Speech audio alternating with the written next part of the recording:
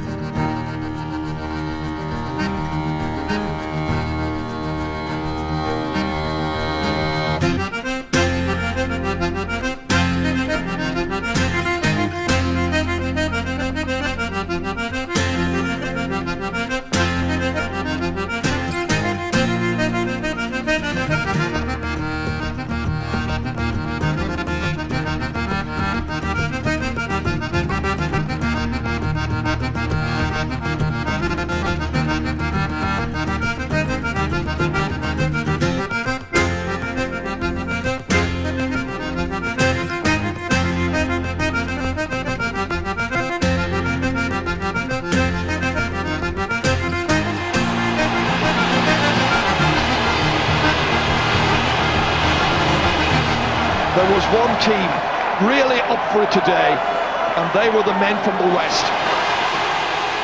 As well as winning their 9th All-Ireland senior football title in 2001, Galway GAA had reached the pinnacle of its illustrious 117-year history. This was the first time since the founding of the GAA that the county had contested both the senior hurling and football finals in the same year.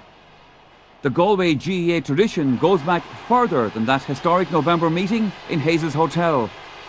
11 weeks earlier, on the 15th of August 1884, Michael Cusack had outlined his plans for a new organisation to an invited group from County Galway at a small meeting in Loughrea. Michael Finnegan, a founding member of Dunmore McHale's GAA club in 1887, was invited to the meeting. They went to Dr. Duggan, and Dr. Duggan was very enthusiastic about their nationalist views, but he said he was too ill and he advised them to go to Dr. Croke. They went to Thurles in Tipperary, to Hayes' house, and that was where the GAA was officially founded. Dunmore were awarded the first County Galway senior football title in 1889 and won 6 other titles in the first 24 years. Their near neighbours Tuam won 10 titles in that period. 1887 was the year the club was founded, and Tuam Stars were pretty successful over the first 10 years or so, because the records show that they won a number of county championships, 1892 on to 1896. Quite a number of teams are affiliated in the town: the Stars, the Commercials, St. Jarlath's, the Crugers, called after the president of Transvaal. The Boer War was on at the time, and his name was Paul Kruger. So they picked that, and I think there was a team in Athenry known as the DeWitts, and they also brought that name back from the Boer War. Galway reached their first All-Ireland final in 1900. The county was represented by the county champions, Tuam Krugers, and included a few stars from the surrounding clubs. The dominance of Galway football for the first 25 years by North Galway, especially Tuam and Dunmore, switched dramatically to East Galway after 1912. Ballinasloe won the first of a remarkable 7 county senior football finals in a row in 1913 and won every senior county final played from 1913 to 1929. In 1910 we contested the first county title with Dunmore and we won it. But like all matches at that particular time, most of them ended up in objections. Dunmore objected to Ballinasloe. Ballinasloe won it at the county board level. Dunmore appealed to the Connacht Council and Dunmore won the appeal on the grounds that 2 of the Ballinasloe players played hockey. Well, Father Broderick and Tom Keating were the people who actually started and organised football in town. And there is a cup in the possession of the club known as the Father Broderick Cup, and it's dated back to 1913, 1914. The first winners were in 1914. In 1917 in Mountbellion, on a famous day on the 2nd of June, we beat the pick of the county by a pint. Football was very strong in the town that time, in that you had 6 or 7 teams. You had to have Brackernagh, Jubilee, the town, the Square, Cullia, which is in Pearse's country in Roscommon. You had the Bridget's, or the Mental Hospital as it would be known at that time. Derrymullen had 3 teams. The street leagues were very controversial because they were tough. You had to be a man to survive. Ballinasloe backboned the county senior team for their 3 All-Ireland final appearances in this period. The first was in 1919. On the 1919 team, there was 9 to 10 Ballinasloe players on it. 3 Egan brothers. There was Tom, who was captain, and Dennis and Johnny. There was P. Fallon and Peter Higgins. There was the famous Knacker Welsh. There was the Paddy Roach. There was the Gilby Ginnans. You know, those were players, household names in County Galway, and they were the backbone of the team that sensationally beat Kerry in a replay. The first team that ever beat Kerry in a replay, and we went on to an All-Ireland final. Unfortunately beaten by Kildare in what is famously known as the Larry Stanley final, the 1919 final. Galway were back in the All-Ireland final again in 1922 after beating Sligo in a replay. The Ballinasloe team was now strengthened by a young 22-year-old wing-back from Dunmore.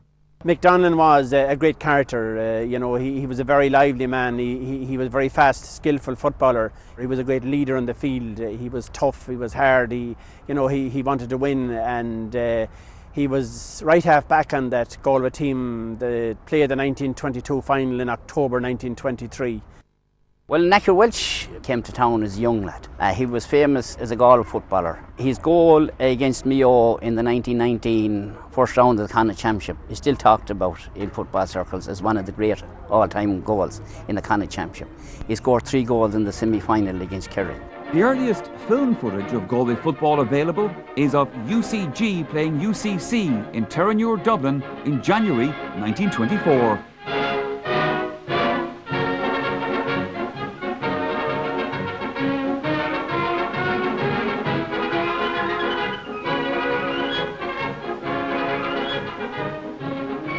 As in 1922, the 1925 Connacht final was late and Mayo were nominated to represent Connacht in the All-Ireland semi-final.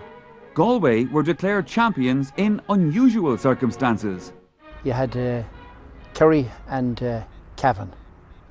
Kerry out of Munster and Cavan out of Ulster, and you had in Leinster you had Wexford. Now there was a bit of a hitch in Connacht, so they nominated Mayo to play Wexford. And this meant that the All-Ireland finals were Wexford and Mayo and Kerry and Cavan. So Kerry beat Cavan. But then some bright spark in Cavan, because Cavan had been involved in this declaration rule, decided they should object. And they found that some of the Kerry fellas had been playing in Dublin and all at the same time playing in Kerry. Which I would say that's grand, as long as he's playing football, it's grand. But anyway, that went to the Congress, and Kerry counter-objected to Cavan. But so the result was that both teams were actually thrown out of the championship, and that left Mayo and Wexford. Now, Mayo and Wexford then played, and Mayo won. So Mayo, in a sense, were All-Ireland champions, or were they? That was the question, because back here in Connacht, our lads were having their own kind of civil war going on, you see. It was another year of postponements and objections and everything else in Connacht.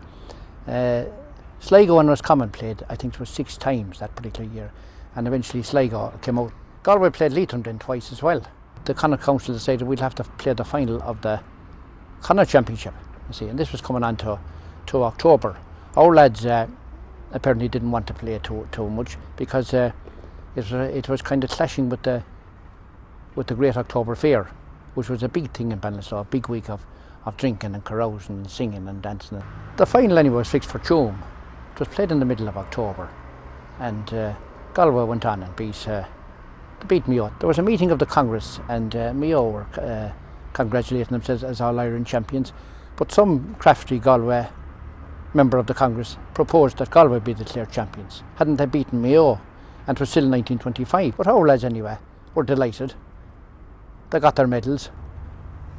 My father was playing on the team. He came in from Killisolan, and it says All-Ireland football champions, won by Galway, 1925.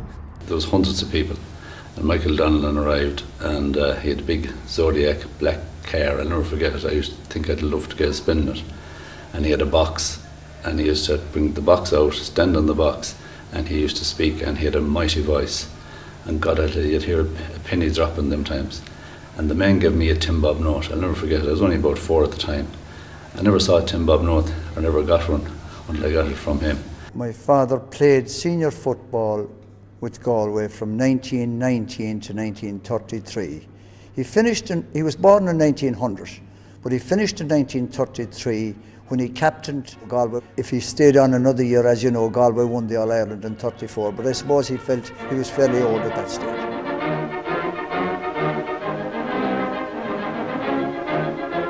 Ní raon na Gaillimh in 1925 na bhfuidir críomh na hÉireann, ach isteach na tríochadaí tháinig Conamara go láidir chun cín. Bhí an Colm hain Hugo Carey de mar se go gáile sa mbliana 1931 gon chéadúir. Bhí Hugo Carey gimmart gluficanis na hÉireann 1933 agus bhuaig an cábhan ar mar deirtún chéad chríomh go gábhain agus deartha se gur cúil a scóráil cábhain stoid mas cicsaír dahad slát amach an gúil gur binne chun an cábhain ar bhealach an bhua.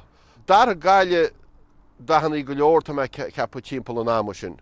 Fuiad a chud ar an marún Mariala stoin go príomh Mariala ar choláiste na Hoscoil Gaile, go bhíonna an Daví ag choláiste na Hoscoil Gaile, agus léamh siar faoi vintuairiscí choiste chun na Gaillimhe tag an teoir timpeall an ámo sin an dá marún a chatha. Ach dair me muncul Hugo Carey rá gur gluficanis go mo gansaithe go chud chána a chathadar, agus bu an chúisihí sin ná gur a setnú gansaithe dianta ag ord mar rialta a bhí gána ar amúnacha bheag critáil acu, gur a set gansaithe dianta acu go ian chána, híidir nó, híidir deas, agus gur cha chána iad sin, nó gur cha gaile iad sin ar gúis áirid sin.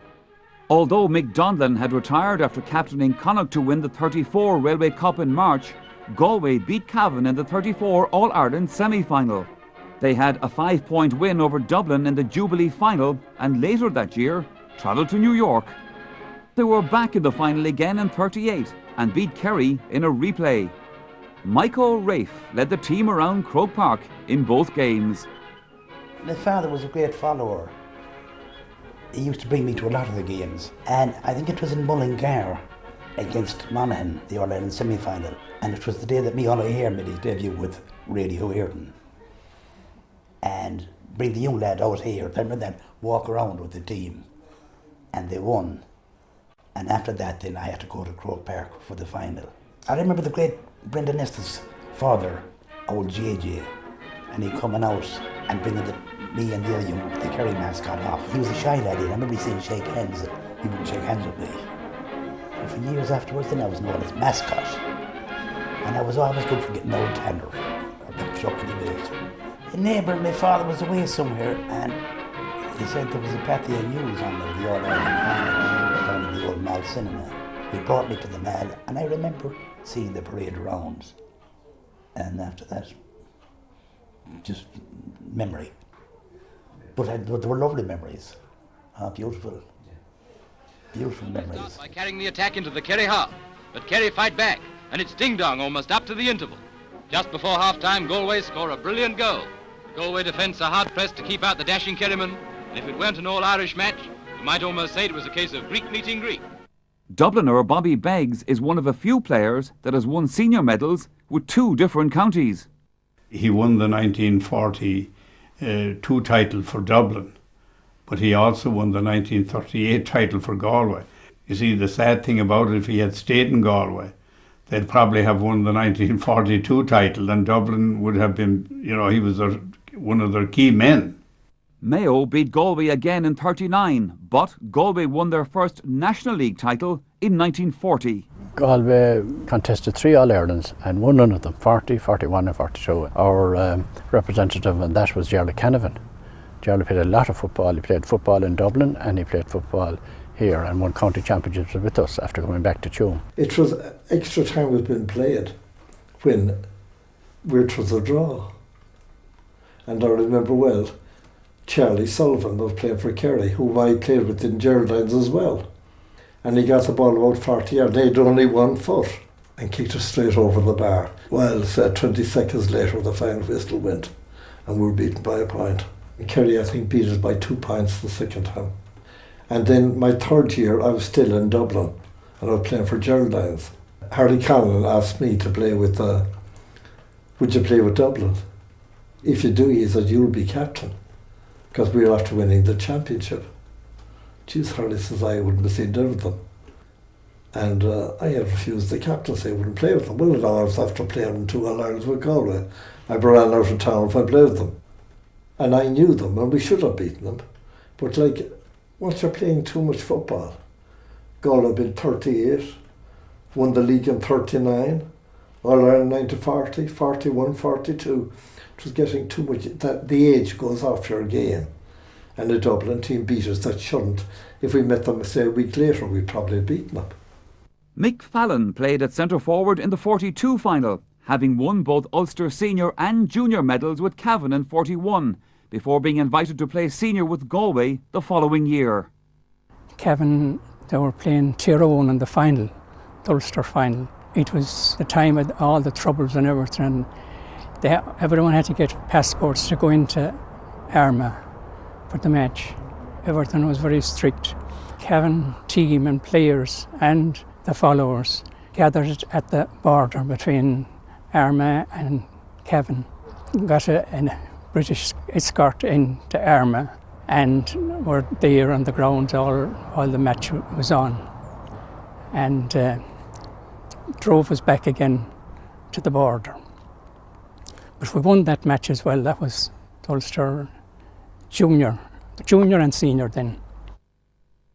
After the 3 in a row, we were back again in 45. That was the famous Jack Lynch era where he won 6 All-Irelands on the trot. I can remember clearly the All-Ireland semi-final that Galway played that year against Cork. The man that really impressed me was Tom Sullivan, I can remember still Micheál O'Hare raving about his display. Tom Sullivan would take on a team on his own. Tom Sullivan playing for centre-half back. If Galway get a penalty, he'd go up and score it. One hand into the air, left or right, left and right foot. A man so committed. I saw Tom when I was a kid. He'd be down in that parkland with a ball, hour after hour, kicking, catching ball and so forth, practicing all the skills. I had a great love for Tom, great loyalty to him. I remember before he went to Australia, we leant over an old gate. We hadn't many words, either of us. We exchanged a few words to when he was going to Australia. I said he was sorry to see him go. He went from Australia to America. He died in America. But Tom was a great hero of mine. Roscommon and Mayo dominated Connacht football for the next 9 years. By 1952, Galway had gone 14 years without winning a senior title, but the county minor team brought much hope by winning the first minor title. Even though the county team was in the doldrums, the club championship was thriving. The 53 county final between Oakthorard and Dunmore was filmed by Dunmore for release in the local cinema. In '53 we got together and got over Ballinasloe, the old enemy at the time, in the first round, and serious training during the summer months. A native of Dunmore, Teddy Flynn, started training us. Jim Finnegan, who had the cinema here at the time, filmed the match, and not alone the match, but he filmed all the Dunmore people leaving from the square.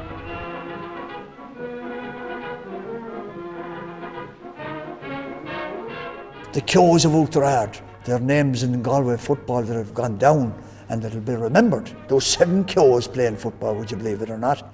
And I remember well Ned Kyo playing with his bushy head of hair. God rest him, he's dead. I never knew him that well, but I know Father Hanwell and Father Joe and them lads, and many's the night I played poker with them. God knows, not alone are they good footballers, but good poker players as well. I can vouch for that.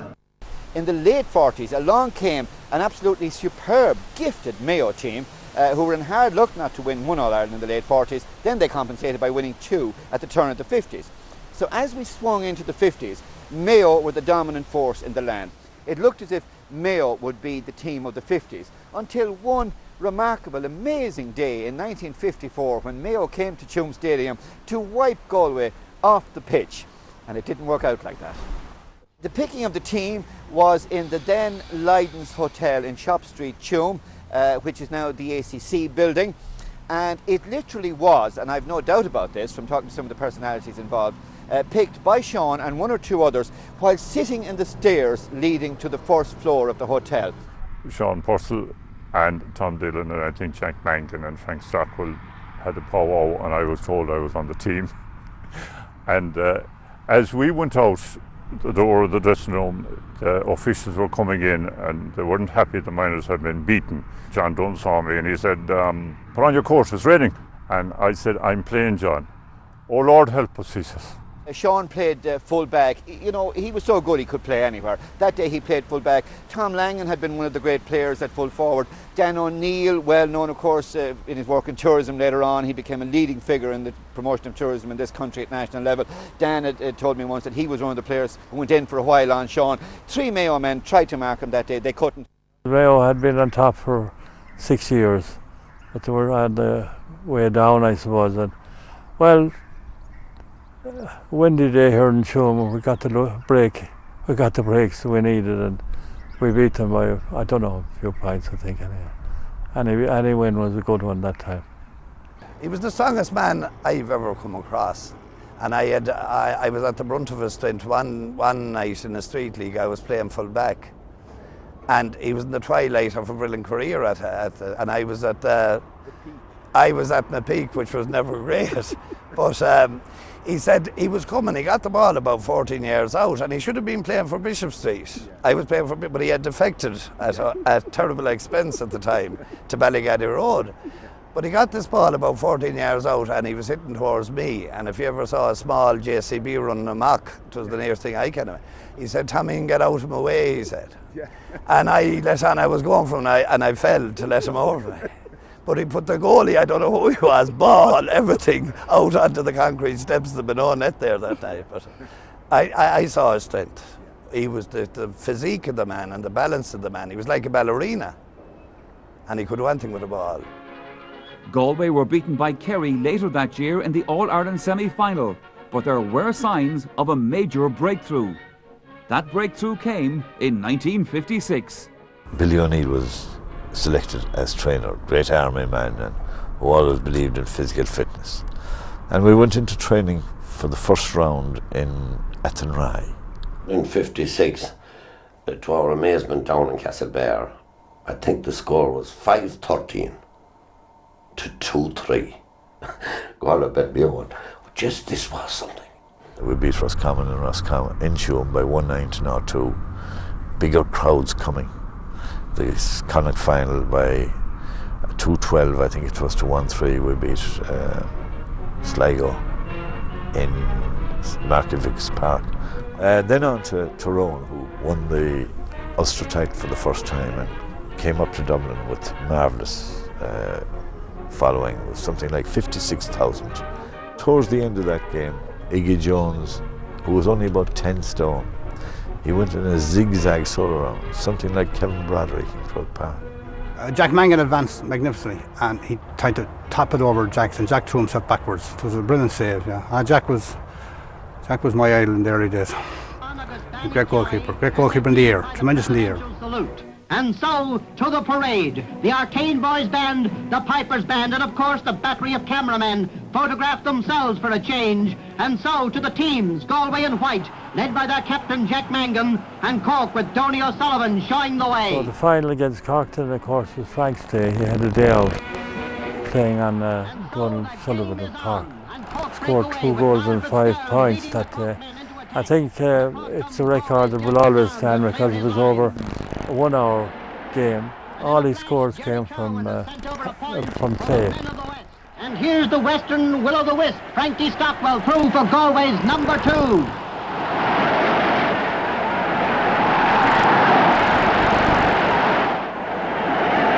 Frankie Stockwell and a Galway goal. To the lively, sprightly Sean Purcell, and here he comes on one of his solo runs, chased by Dennis Bernard, but this time Sean does not score. Galway are not disturbed by this setback and come back attacking once more. And watch for Jerry Kerwin and this Galway point. Frank Ivers back to Sean Purcell, and the Tuam sharpshooter makes no mistake as half-time approaches, with Galway leading 2 goals and 6 points to Cork's 6 points. And there's somebody in a hurry, maybe heading to these satisfied customers.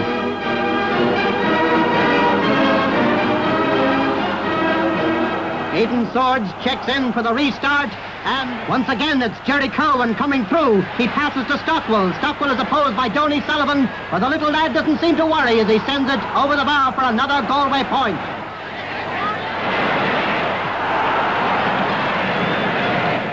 Jackie Coyle, and a point for Galway. Frank Ivers, and yet another point. And perhaps the danger has gone for Galway. Yes, perhaps. Neil Fitzgerald leads an attack, slips the ball to Toots Keller, and it sizzles to the top of the net. But back comes Coyle and relieves the situation for the Westerners. Oh, those fingers. With 6 minutes to go, Sean Purcell's free hits the upright, comes back into the parallelogram, and Paddy Tyers clears.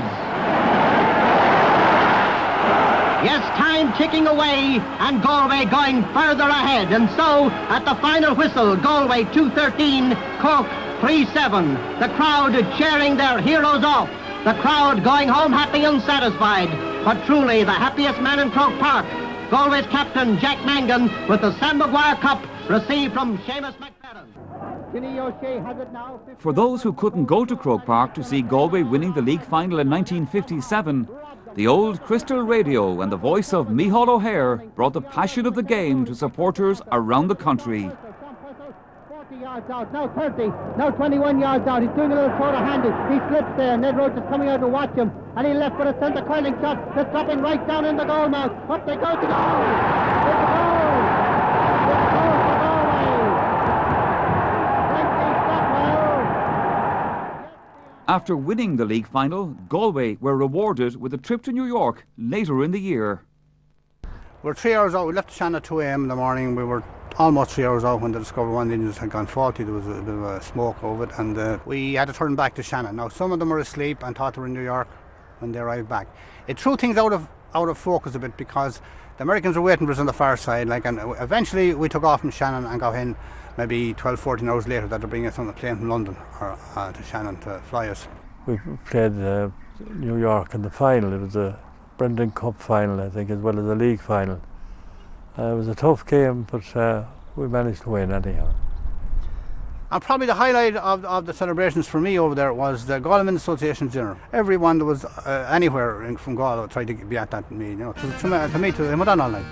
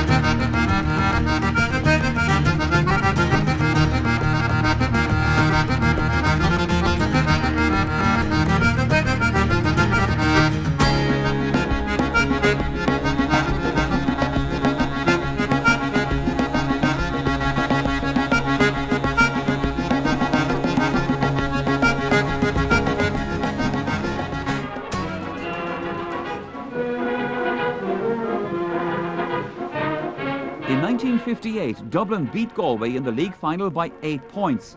The teams met again in the All-Ireland semi-final in August.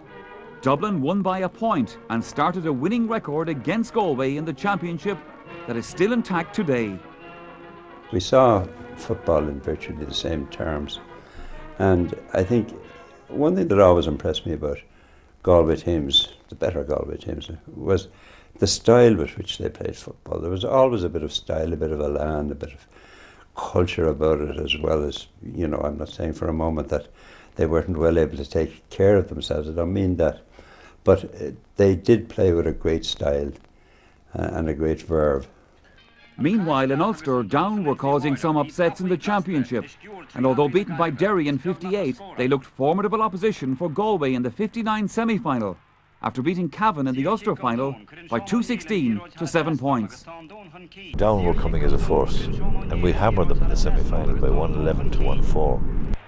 O Hicksir couldn't push and Leroy had a Tresnon. And Leroy did Sean push the Rish, because couldn't say Gallon King le Cooley Nella.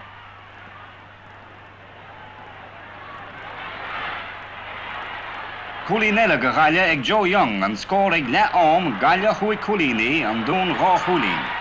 Sir Hickemach on Doon or Toy like Queen Musson, ach fan Matty McDonough, who was born in Chisa Forky. Sir Hick Troch Quick Slat or Toy like Sean Purcell, Cooley Nella go Kinte. Fjall Sean Purcell, agus an Nero Degas a Garnoig, agus on Gick Pinosh, Niogan Purcell, Chancer Beheg a goal boyde.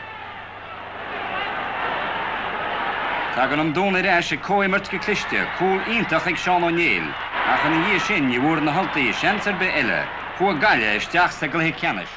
Then we were favourites to beat Kerry in the final before 87,000 people. An son Hánig Guchtarán a Heron a Hailse Éman de Valera, agus a Jun Tamu Vig hí a Fuiran Sincher, Curie agus Gallev sa Fort Hugh. The left of the screen was led by Mick O'Connell, Jeremy O'Shea, Dwyer, McAuliffe and Sean Murphy, while Sean Purcell, Frank Evers and Michael McDonough were in front for Galway. From a Sean Purcell pass, Frank Evers rushed through for a great goal to put Galway in the lead. The much-vaunted Kerry midfield of Michael O'Connell and Seamus Murphy had to give way in the early stages to Galway's Frank Evers and Matty McDonough. But Galway's Sean Purcell passes to Frank Stockwell.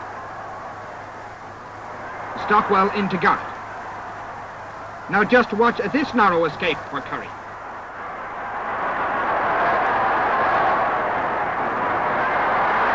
Coming from the left is Matty McDonough. Up to Joe Young. But Young shoots wide. Here's Joe Young again, and this time he fists a Galway point. John Dowling gathers about 50 yards out, sends it high into the goal mouth. Jimmy Farrell catches it, but here comes McCullough from the right, and Kerry are well on their way to their 19th All-Ireland title. Then Sean Purcell, desperately seeking a goal, gambled on the ball being returned to him like this, but he shot too high and only scored a point.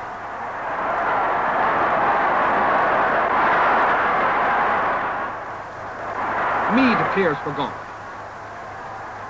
Up to centre field, where Lade, number 13, moves it out. Out to Sean Purcell. Purcell rounds Dwyer, but again this attack was of no avail. Frank Evers to Lade. But yet another Western effort finishes outside the post. And true to form, the player in the gap to repulse Galway's last attack was man of the match, Sean Murphy. As Murphy's kick reached Tom Long, referee John Dowling, no relation to the Kerry full forward of course, sounded the final whistle, which ended the match and which assuredly also was only the starting signal for the jubilant celebrations which the confident Kerrymen had arranged before they even came to town. Apart from Matty McDonough, the remaining members of the 1956 team got their last Connacht medals in 1960 against Leitrim. Galway lost the All-Ireland semi-final to Kerry. If the dedication was there, if they had the same dedication as we, they certainly would have won another All-Ireland, if not two. But again, I was on the team that lost the 1960 All-Ireland semi-final to Kerry. We weren't really ready for that at all. Galway were well represented on All-Ireland Day by a group of very promising minors who had a big win over Cork. Cork in their blue jerseys and Galway in their white. Cork went into the lead after several minutes of pressure, and it was then that the Galway line of Gay Lohan, Noel Tierney, Larry O'Brien was tested to the full. The Connacht defence was equal to the task, however, and gave the Cork boys little scope. Soon the Galway lads were on the offensive again, and this was the second of 4 great goals that rocked the Munster net and set the Connacht miners on the high road to victory.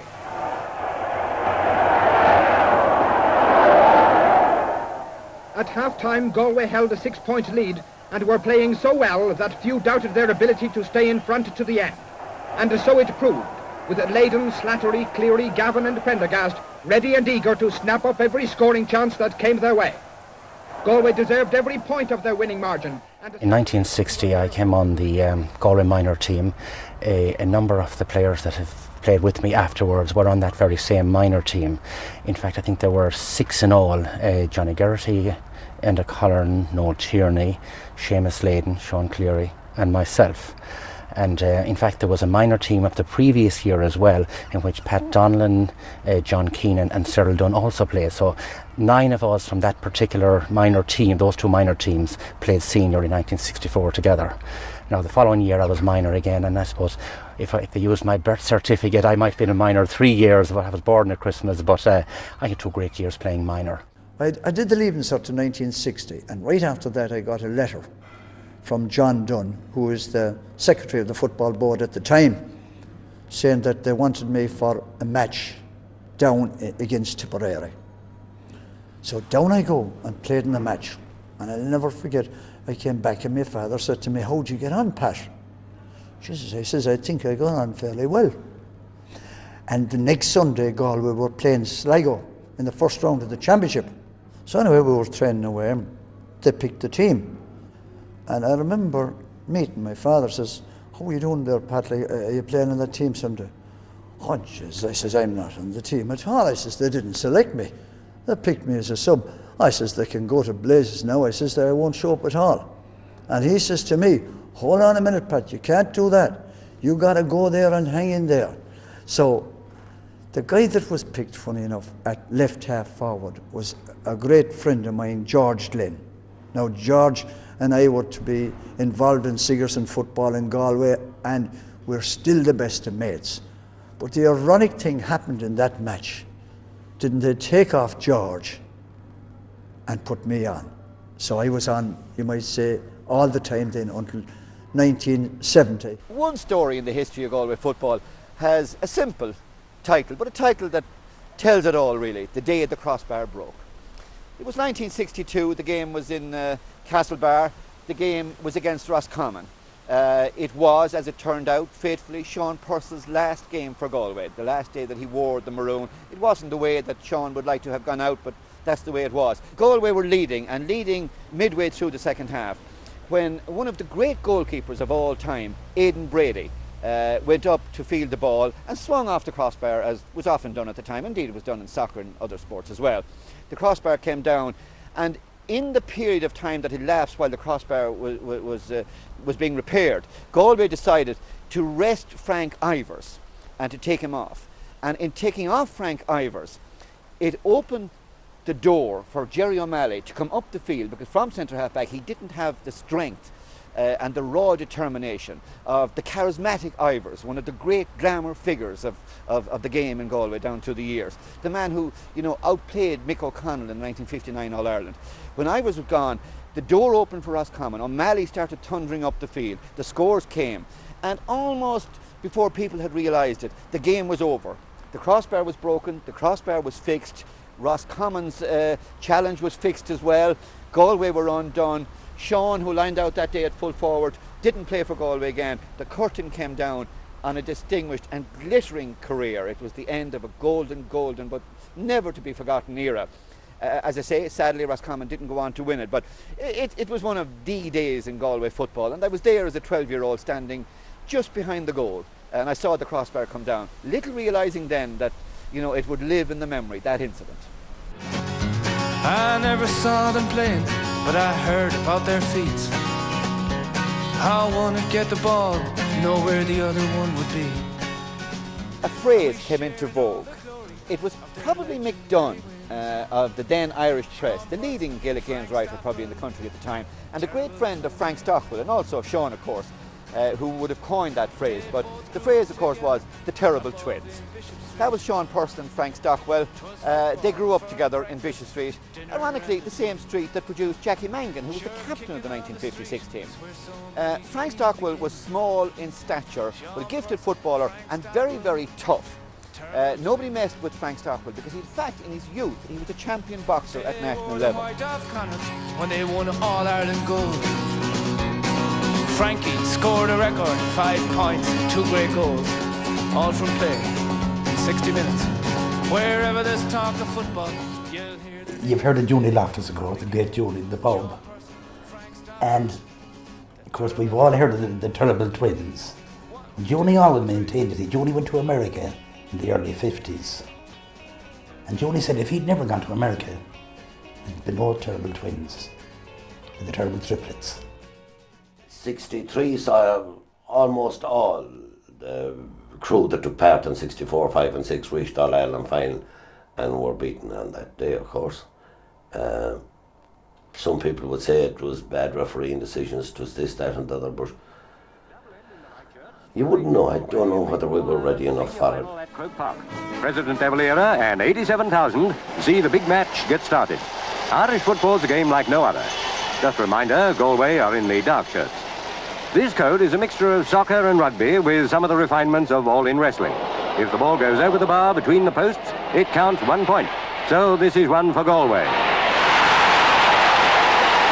Dublin retaliate, a point for them. If the ball goes in under the bar, it's a goal. 3 points.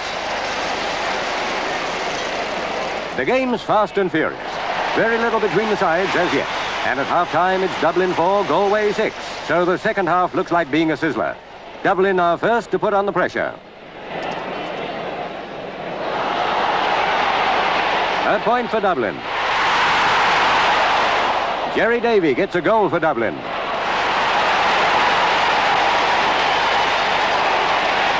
Galway's captain, Mick Garrett, starts a promising attack.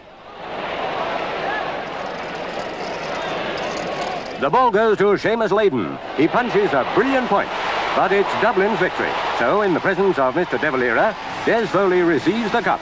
Dublin's 17th capture of the trophy. That was a final we certainly should have won, only if we were so inexperienced, because we had all the play, we seemed to be all over them, but we didn't get the scores, and then they scored a rather soft goal in the end. But I think that it was a good thing that happened to us with such a young team, because we knew after that and that we had the winning of one All-Ireland at least, or a few more All-Irelands, and then we decided that very evening, that very night in the dressing room, that we'd rally together and make a supreme effort to win the All-Ireland the following year, and that we did. With John Donlan as captain, Galway were back in the final again in '64. His father, Mick, had been ill coming up to the final. I often remember one man in particular, he'd always wind up by saying, "You'll never be half as good a man, Pat, as your father." You know, the way you always feel your own generation are the best. And I suppose this man felt like this. But a funny thing that it was, my father was bald, and I used to think that all good footballers were bald. Well, on the Saturday morning here, he didn't know whether to go or not. And eventually I persuaded him, he says, "I'd like to see you there. You know, I want you to be there." And he eventually went along with that. The All-Ireland final. The Toysach, Sean Lemas and many more distinguished persons see the doughty men of Galway, kicking right to left, go into the attack against those all but invincible finalists, Kerry. And there's a point for Galway right away. The 75,000 jamming Croke Park realise they're going to see a vintage final. A foul against Kerry. Free kick to Galway. The kick is taken by Cyril Dunn, and it's another point for Galway. They're not in the least awed by Kerry's reputation. Beaten by Dublin by the narrowest of margins last year, Galway play like men inspired, determined to win today. Kerry are no less resolved to prevent them and win a point here. It's Galway 7, Kerry 3 at half-time. Kerry realised that a deficit of 4 points isn't serious at this stage. They attack and are stopped by a foul.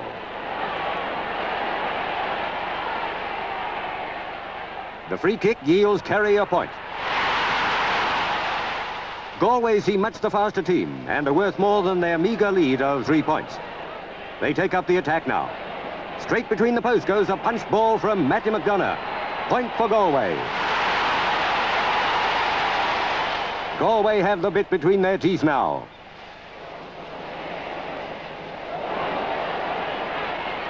The ball goes to Sean Cleary. He punches one more for Galway. At the end, Galway win 15-10. Their captain, John Donnellan, goes up to receive the Sam Maguire Cup. He doesn't yet know that his father died while watching the game. Tragedy and triumph. My father was 64 years of age when he died. He was born in 1900, and I'd say that if he was to choose a place to go, I'd say Croke Park would be probably number one. Number one. But Dad was ailing, there's no question about it. But then again, when one of your own is ailing, you know, or you don't seem to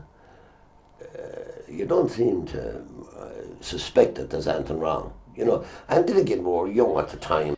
The following year, Galway met their old rivals Kerry in the league final. A ball handled near the ground by Matty McDonough, with Kerry leading by 2 points and 2 minutes to go, is still a talking point today. He kicks it high, well up the field. Matty McDonough trying to get up to it. Succeeds, but the ball breaks down. It goes back to Matty. Matty going through with the ball. Tipped it now to Seamus Layden. Layden going through. Takes a shot, and it's a goal. Ball broke for me, and I was getting up off the ground, having what I considered being fouled seconds before that. But the ball came back my way, and I stuck a left hand out and grabbed it.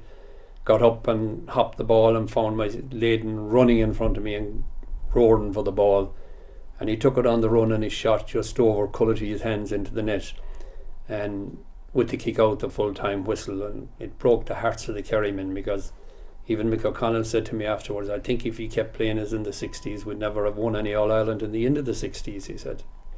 So we had a trip to New York for it. We were on $5 a day. After the first few days, if you left the hotel and stayed with someone, Sean Mead and myself and Cyril Dunn, we stayed with Sean's sisters who were living in New York, we got $14. After coming back from America, Galway reached the 65 final against Kerry by beating Down in the semi-final. This was their fourth important meeting in 3 years, so clearly the rivalry was intense.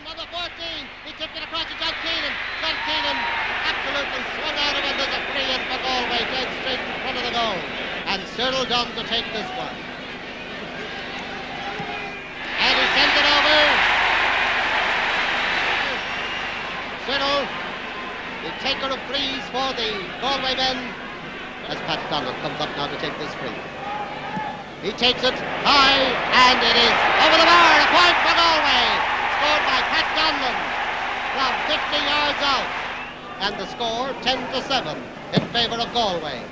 As Mick Morris sends his high ball in towards the centre, Martin Yule kicking it out. Mick Morris getting ready to draw it and root it way up the field towards Christy Tyrrell. Christy Tyrrell tapping it out to the oncoming Cyril Dunn. Cyril Dunn going right, then left. Now trying to sell more dummies to Seamus Murphy. It's not an easy sale, but he's half succeeding. He has succeeded. Up to Matty McDonough, up and on the right. Matty cutting into the centre. Paul O'Donoghue holding on to him, and there's a free for Galway. Just over 14 yards out from the Kerry goal, halfway between the sideline and the goal on our right, and Cyril Dunn to take it, 10 points to 7 in favour of Galway. Johnny Cullity in at the goal, anxiously watching to see where this ball is going to hop, or is it going to go over the bar.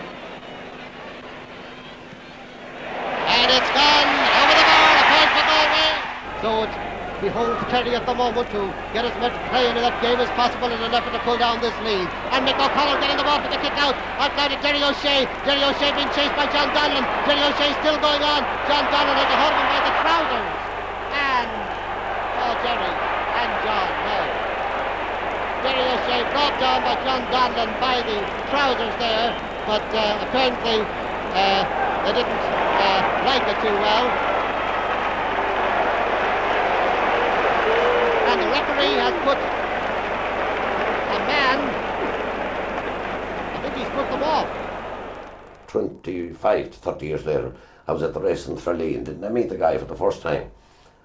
Again, a fella called O'Shea, and that was the first time I met him since we departed Croke Park. We had a great old chat, we had a few drinks, and he was down in Dunmore with John Keenan there a couple of years ago. And we had a couple of more drinks, and I had no bad feeling at all. You know. But I would say one thing, by the time we had finished with Kerry in 1965, you know, there were no angels. You know, they had felt the brunt of our success, and they weren't a bit happy with us. Later in the year, however, Galway were shocked by Down in the grounds tournament final. Brian Johnston to Paddy Doherty, and Paddy Doherty has a chance, and tries a beautiful ball into the back of the net. And Down now lead 1 goal and 2 points to Galway's 3 points to Paddy Doherty. No delay with Doherty into Sean O'Neill, but beaten this time. To Ray Morgan. He tries a high one and sends it over the bar. And the ball's in the net. To tell you nothing but the truth, we motivated ourselves. And we were highly motivated. We wanted to win. And we worked at it and put our heart and soul into it. Because we weren't, as I said, the most talented bunch of footballers that ever got together. But we were probably one of the most loyal, and we're still loyal to one another. On the 70-yard line. Galway created further doubt in the minds of their supporters by losing the '66 league final to Longford. On the wing to Sean Donnelly on the 21-yard line. Donnelly is on the ground. He's surrounded by 2 Galway men. He's trying to work his way through. He sends the ball to Jim Hannafy. Hannafy is fouled, and there's a free for Longford, dead straight in front of the goal. 14 yards out, dead straight in front of the goal. Another free for Longford. And Bobby Burns, the misser of the last 2, the scorer of so many, to take this one. And already he's in agony. He's 2 hands up around the back of his head. I wonder what he's saying to himself right now. Here comes his kick. And it's the lead. Now, it's right into the goal mouth, and it's over the bar for a point. And the missing of that earlier puck shot in front of the goal is surely forgiven by Galway after that shot from an impossible angle. And Cyril Dunn has put Galway ahead with less than 2 minutes left in the game. Seamus Layton cutting through now for Galway. Galway were in trouble for long periods of the Connacht final against Mayo, but Cyril Dunn and Liam Salmon came to the rescue in the closing minutes. Mick racing across into the centre now. Jimmy Duggan pleading for the ball on the far side. He's got it. He takes his shot. It's deflected and it's held up along the corner. Now it's a point. It's a point by Liam Salmon. A point by Liam Salmon for Galway to put Galway into the lead. 1966, I worked between London and Brighton. And I remember distinctly every evening there was another member of the team with me, Bosco McDermott. And I'd insist that we'd stop work at a certain time and we'd go training. And we did. We trained hard. And we came back for the semi-final against Cork, and Bosco was bad and I was worse. And the whole team performed very badly, but thank God we won, and we were saved, of course, by Johnny Geraghty that day. Bosco McDermott with a kick out now. Out towards this side of the field. Running onto it all on his own. Pat Donlan. Pat up the field with it now. Right in towards Matty McDonough. Moved back in full forward now. He's gone in full forward. He's out on the right corner. Working his way through. Matty forcing his way through. Across into the centre. Cyril Dunn, it's a goal! It's a goal! Cyril Dunn, the scorer! Matty McDonough got the ball one day in some match, I forget it. And Seamus Layton was clear on his left, and he didn't pass the ball to him. Probably he didn't see him. And my brother said to him after the match, if you do that again, he says, I'll tear the balls off you. They must pass the ball. And that illustrates it. Now, Matty never held that against my brother. They were good friends always, and are good friends to this very day. But the team thing was very important to us because the ball was thrown around. We didn't care who scored as long as Galway scored. I know people have put different emphasis on that, and they're inclined to say, oh, John Dannon was injured. Look, John Dannon was well fit to play. I was dropped by John Dunn, ably assisted by every one of the 12. Some of them I tried to talk to from time to time about it. One talked to me. you know. And it was, you know, it was an under the carpet job, and were it not for the fact that I was a TD, a Fine Gael TD, well, it would not have happened. And I'm as convinced as that. And I would add as well, I'll have to say this, that I noted that once I was elected, well, the local papers are, in their view at least, it appears, from what I could read, and I can read, I never just happened to play as well again in their view. Although they had qualified for the final, the last four displays and the fact that Meath had looked so impressive against Down left people unconvinced that Galway would win the coveted 3 in a row. Sean clearing on the 14-yard line. It's a shot and it's a point! About 40 yards out from the Meath goal, and Cyril Dunn gone across to take it, about 15 to 20 yards in from the far sideline. Cyril Dunn, the kicker, as he walks up now. High and over the bar, a point for Galway. John Keenan back to Seamus Layden. Red Collier racing after him, but Seamus Layden still with the ball into John Keenan. John Keenan is shot and it's high and it's over the bar. And from the kick out, the ball going. No, Liam Salmon doesn't let it go over the sideline. He gets it and sends it up around the right wing to Cyril Dunn. Jack Quinn comes out, tackles him, but the referee waves on the play, the ball across the front of the goal. It's a goal!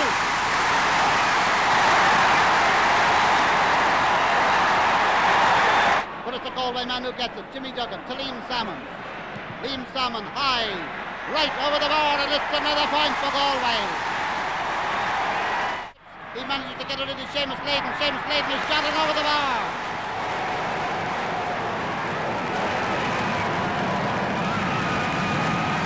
To Jimmy Duggan. Jimmy Duggan to Pat Condon on his own 50. Now 60.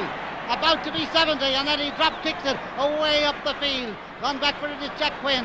Jack Quinn about 35 yards out from the Meath goal. Sends it upfield, but Pat Condon is there again. 70 yards out from the Meath goal. 60 yards out from it.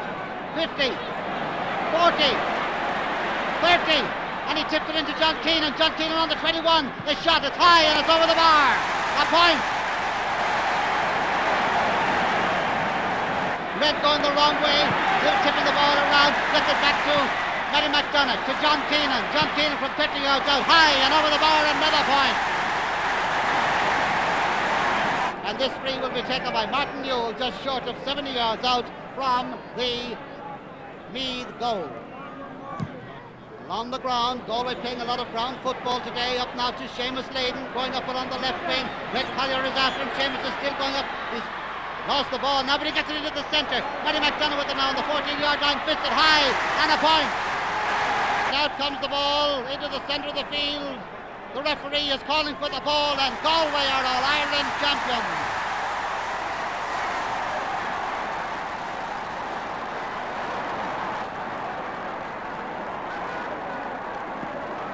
Yes, Pat Donlan running round with the ball in the centre of the field. He's running harder now nearly than he did during the game.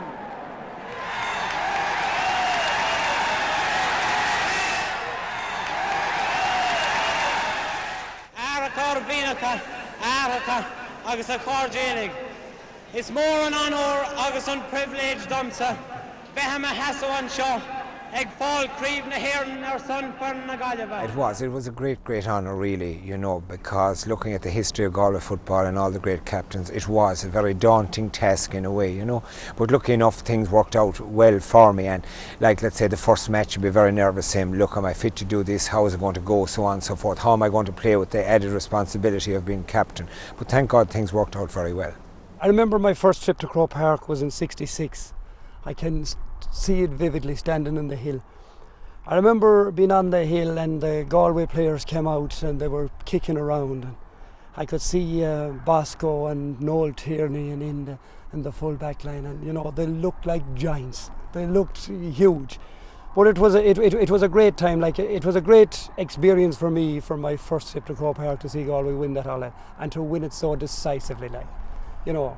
There would be a lot of guys that I would have known in that team, as I said, Inda would be from my own club, and Johnny Geraghty played with my own club, and Matty, of course, big Matty from down the road in Ballygare, just from me as well. Like, I mean, it was really great times, and it was something that you'd always aspire to say someday you might get out and play in Croke Park. But you know, when it happens, then it's really great.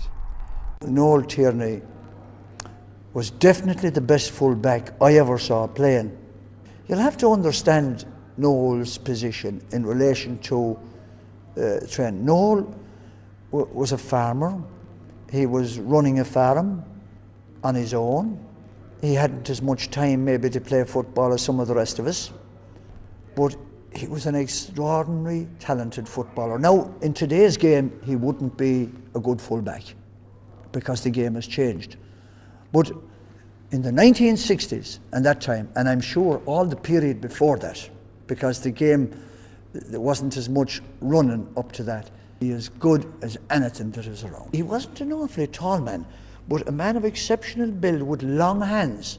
And I described them at once as like shafts of carts. You know, the funny thing about it, I look back in it and, you know, I'd address this remark now to Colin more so than anybody else, is that Inda, you are the one that has been kind of selected and said, he is the automatic right full back on this team, that team and the other team. And I'd say straight as could be, you are no better back than any one of us. You know, you could trust your life with McDermott, with Martin Newell, with Sean Mead. And if I was to pick one back in all that time, who, not all the time, but on his day, could play better than anyone I ever saw. You know, before that, and certainly since that, and that was Noel Tierney. John Morley to take the free. In 1968, Galway reversed the 67 final result against Let's Mayo. put it out to the far side of the field, and the colour now to Johnny Farraher, but Johnny seemed to get there quicker. Up to Joe Langan, out near the sideline. And Joe takes a shot from the sideline that drops right across in front of the goal, and it is a goal!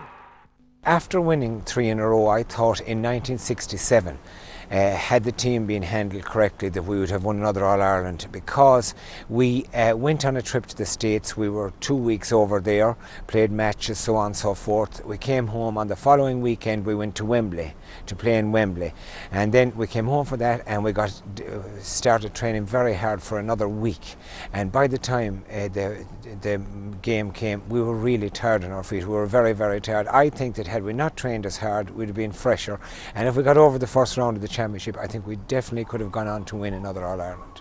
A lot of players were dropped from the team, and really they should not have been dropped. That team should have been, that panel should have been kept together, and if the players were handled rightly, and some of them are allowed rest and then train hard when the championship came along, then they'd be there for another championship at least. When the time comes to go and see their neighbour, their own sons or their neighbour's sons in Croke Park, they get a bad old ticket, and you know, you'll be looking, they give you a view of the Dublin Mountains. Of course, there may be a time to come, and they'll even charge more for that.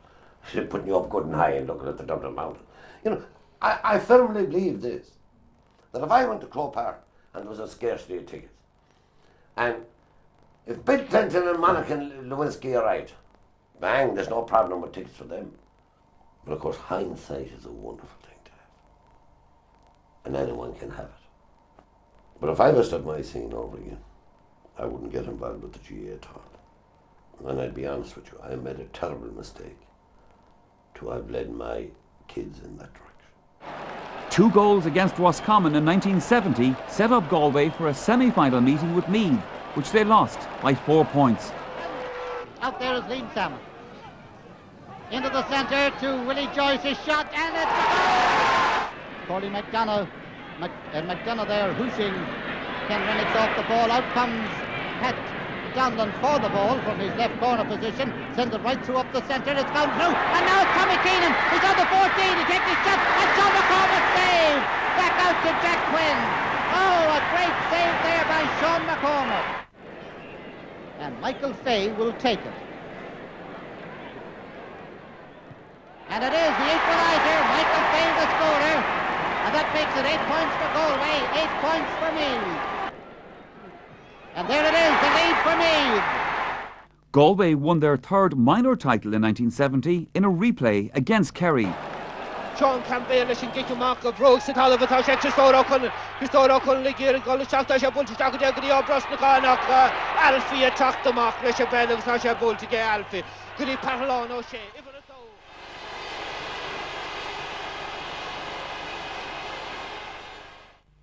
The Howley family have been involved in retailing for over 100 years. Since its opening in February 2000, Eurospar has brought the best of European-style shopping to Dunmore and surrounding areas. The shop includes an extensive hot and cold deli area, an off-licence, newsagents and fresh food departments. The busy coffee shop serves lunches and snacks throughout the day. Galway Bay FM is the local radio station that covers Galway City and County, and in its 11 years history, the station has consistently enjoyed the #1 slot in the listenership surveys. This success has been built around a strong local broadcasting team. Galway Bay FM is your station. We're here to serve you. Porrick McGann, nutrition for life. Get with the game of life. You need those extra nutrients back in your system to give you all the extra energy and make you feel strong and healthy again. Call Porrick McGann at Nutrition for Life. Visually stunning inside and out, the Radisson SAS Hotel in Galway commands a city location, yet sparkles with the light and air of nearby Lochatoilia. The hotel's 205 guest rooms and suites, 12 conference suites, Varden panoramic suite, Inishmore ballroom, entertainment centre and leisure centre, all combine cutting-edge technology with luxury. Step inside, the difference is genuine.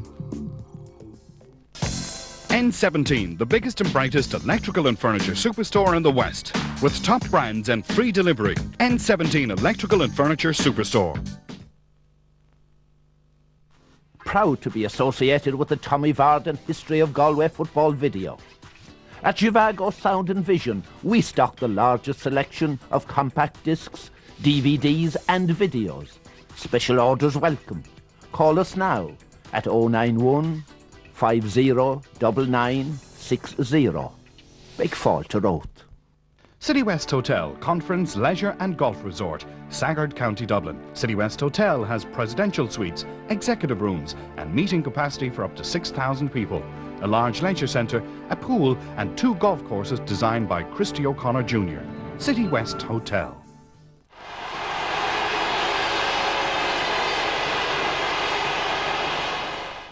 Nobody could see the lean times come again, and there maybe was 1 or 2 lean years after the 3-in-a-row team, but it was just rebuilding, and then there was a team assembled again, and we found ourselves in an All-Ireland final again. There, just as Noel Collin followed his man out, it's Willie Joyce with the ball now to Frank Canavan. Canavan tried to get inside, take the shot, and there's the equaliser.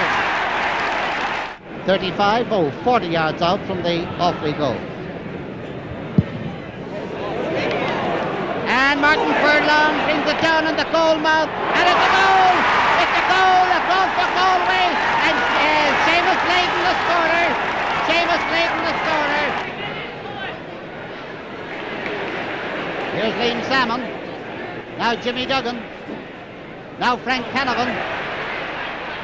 Still Frank Canavan. A shot to the point by Frank Canavan. A nice passing movement right up from the centre of the field. Frank Canavan finishing it off. Memory of that day was the terrible rain and wind that came up at half time and that we had to face into in the second half, which played a major part in the outcome of the game. Willie Joyce to Liam Salmon. And Frank Canavan has the ball in front of the goal. A shot, and he has sent it over the bar. Shorty's clearance. Jody Cunning coming out for it. Liam Salmon. And that ball is very, very greasy. Bert Connor now for Offaly. Mert from 40 yards out, high and over the bar. A point for Offaly by Mert Connor, narrowing the gap now to just 4 points between them. Into Tom Divley. Tom Divley, left-footed screw shot across in towards the goal mouth, and the ball is in the net. It's a goal. It's a goal. It's a goal, and it was scored on the top of the left by Seamus Layton. Seamus Layden went across. He was the one who jumped We were beaten by Offaly in 71, Cork in 73 and Dublin in 74. You know, it was the beginning and the end in 66. In 1972, Galway beat Kerry to win their first and only under-21 title to date. We were beaten early in the championship in 72 by Roscommon. So 73 we made it right through to the All-Ireland final. While we played quite well, we were comprehensively beaten in 73. There is no doubt about it. We were beaten by a better team in Cork. I think we scored 213 that year and lost the All-Ireland. You know, so we could have absolutely no qualms about that. We were beaten by a better team. Down, and Jimmy Barry with that great effective quick thinking of his that has got them. There was a ball going wide early on. I think Jimmy Barrett, who was corner forward, knocked it back into the middle, and Jimmy Barry was there to slap it down into the net with his two hands. It wasn't a great goal, but it was a goal that gave Cork a big lift, set us back a bit. Cork full forward line were lethal. You had Jimmy Barrett, of course, and Jimmy Barry Murphy, and them were not guys to be throwing the ball or leaving it loose around the square. I'll tell you, no better boys to put it away. Into the centre, and this is Dennis Collin from Dennis Long. Dennis Collin, a lovely one, and it's over the bar! By the way, Jack Cosgrove is wearing a pair of boots that he bought in Ray Cummins' sports shop in Cork. And they seem to work all well, I bought a pair of football boots. I didn't say they were for the All-Ireland. I don't know, had we beaten Offaly in the semi-final, but I know I wore a pair of boots in the final that I bought from Ray Cummins, and I was marking Ray Cummins, so I couldn't have kicked him too hard if I got a chance.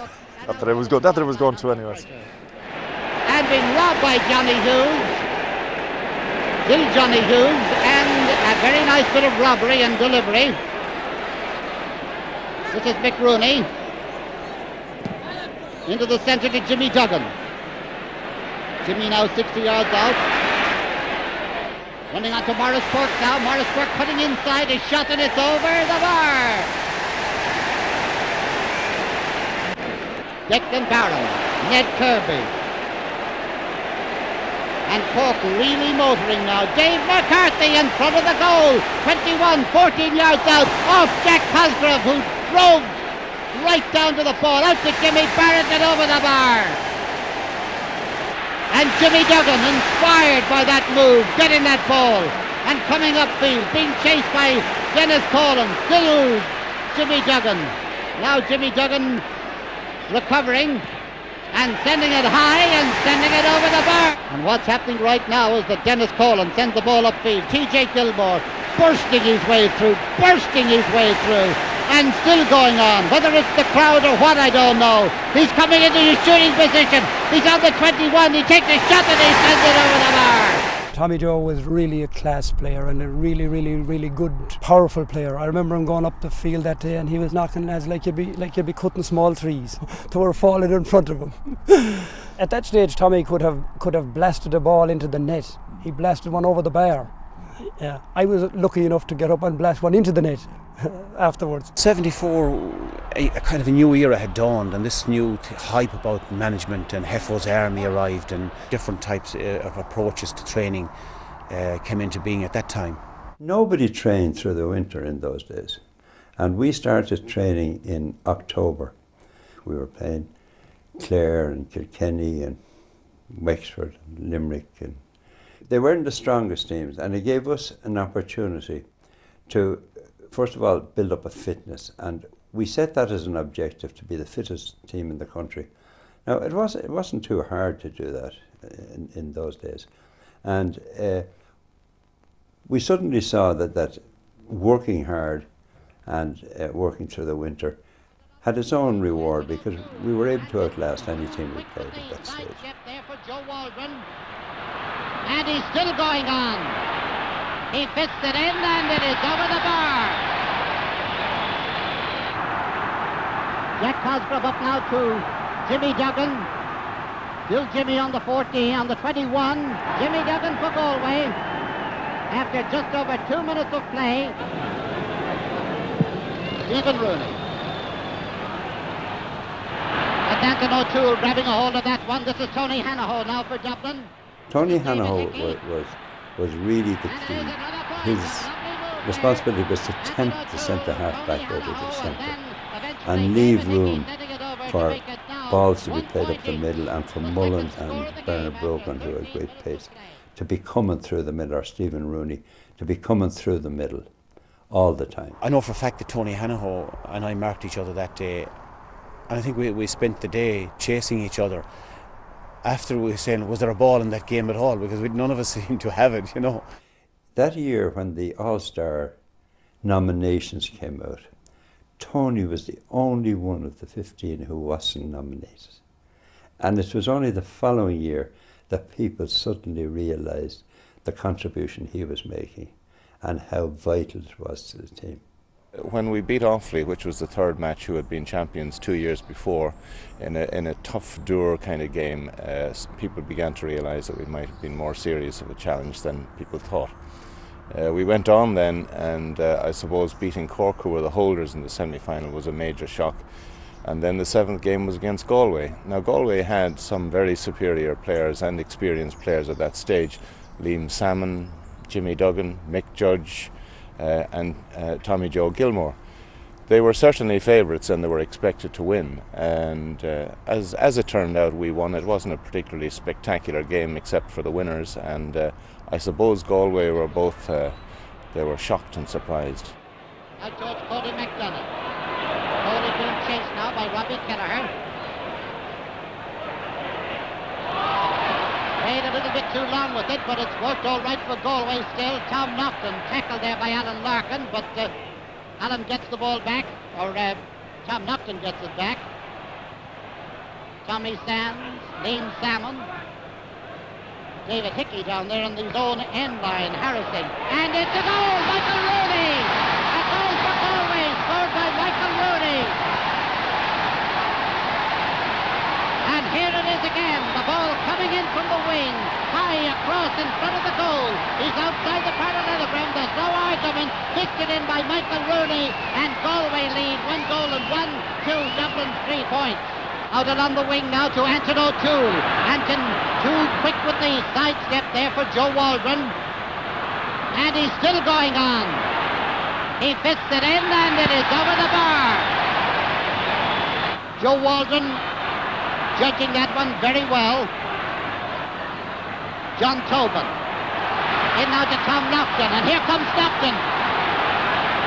And it is over the bar, another point scored by Tom Naughton. And this is Michael Rooney. Paddy Riley coming in after him.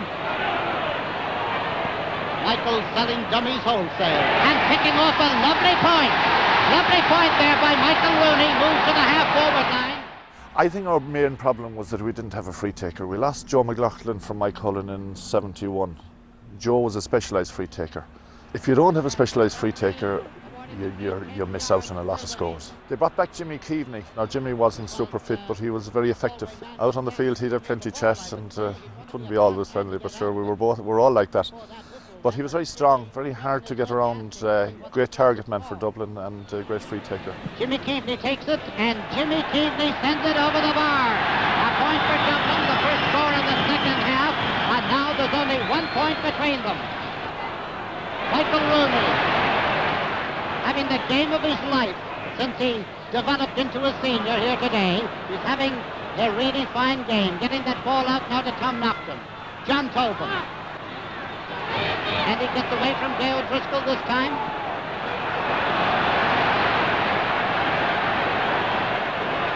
And Pat Sands now with the ball. Into the center to Liam Salmon.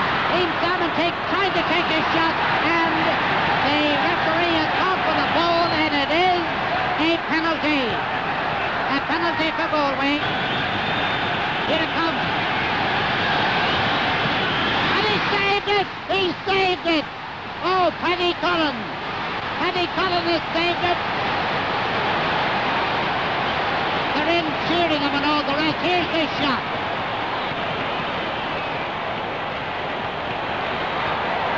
And he gets his hand to it. I can still see Paddy Cullen lying on the ground and our lads kicking the ball again. It was easier to knock it in behind him or over him, you know. But like, that's it. That's the way it is. to win matches you must get the scores, and we just didn't get enough of scores. Our forwards just didn't click on the day, and we had some very talented forwards, but you know, you got to be able to put the ball away when you get the chances. We got a lot of chances that day now. I mean, people will always refer to Liam Salmon's penalty miss.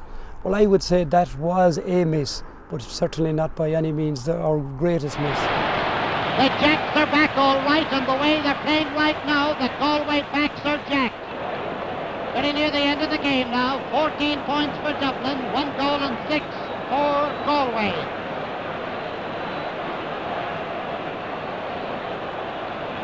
Kevin Heffernan down there telling them to stay back from the end line. Referee going down to tell them the same thing.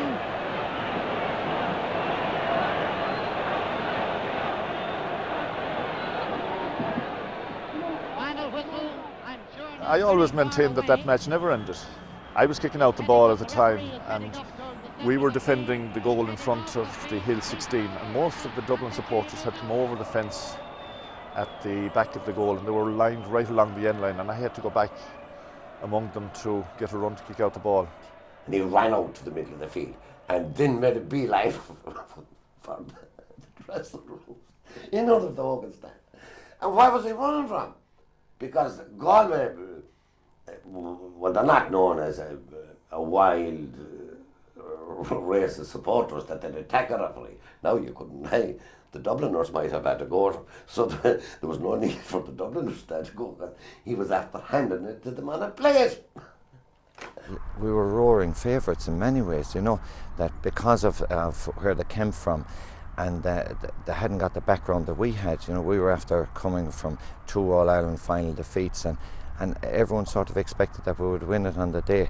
But, you know, we didn't get the rub of the green, and we didn't get the green flag that we should have possibly at one stage as well. Things were good for me. I got Footballer of the Year in Galway, got an All-Star, and, you know, I was on a high. I was saying, you know, I'll have plenty of time. Yeah. But actually, 75 turned out to be quite a disappointing year. I was captain of the team. We were beaten by Sligo in the first round.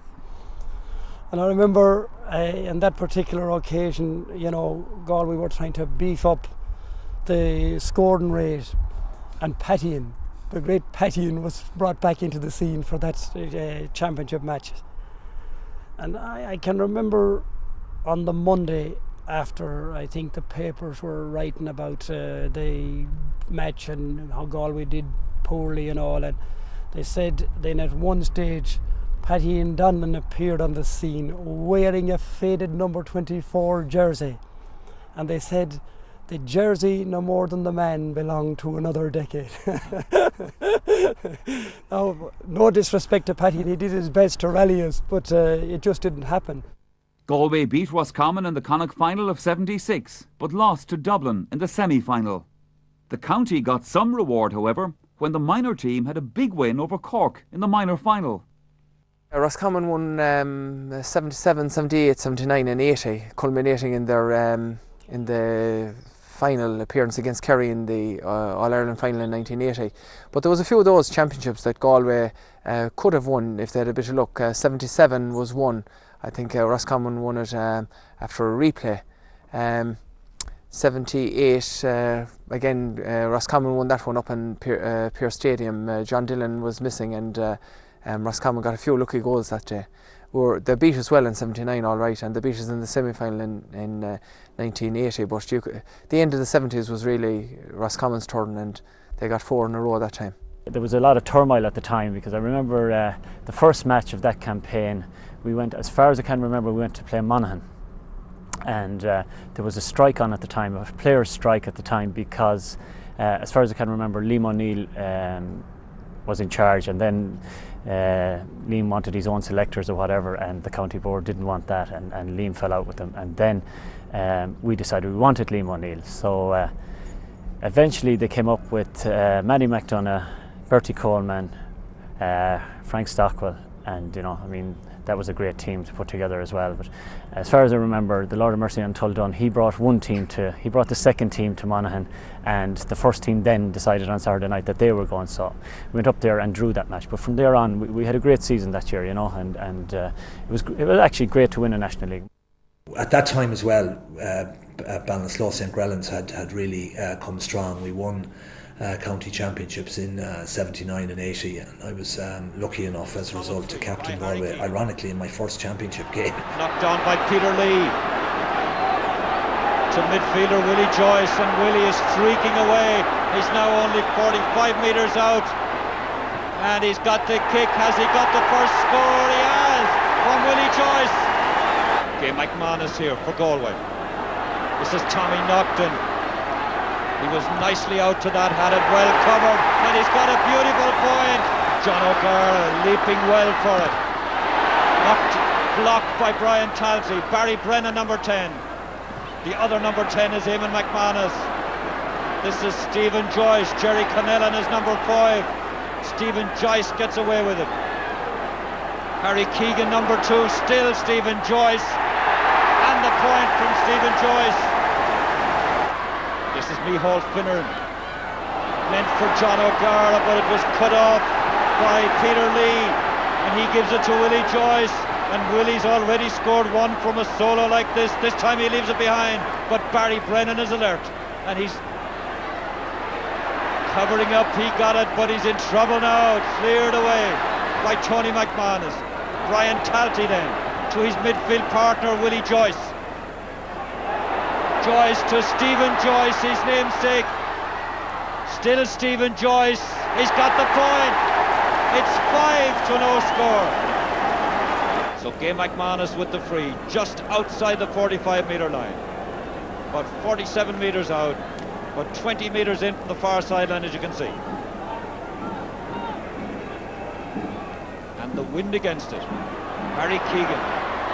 This is Barry Brennan. That's another point. So can Galway hold on to that lead now to win the National League?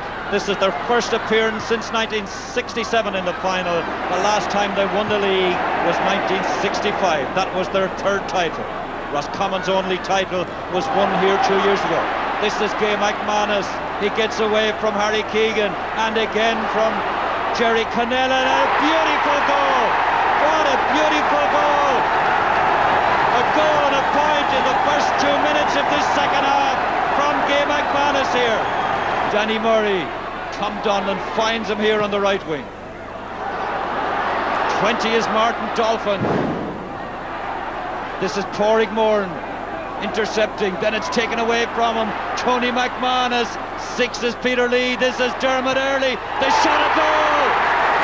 Oh, it was Tony McManus who got the ball away from Pádraig Moran. This is Seamus McHugh. It's all over. Galway are the new National League champions. So there are the Galway people so pleased.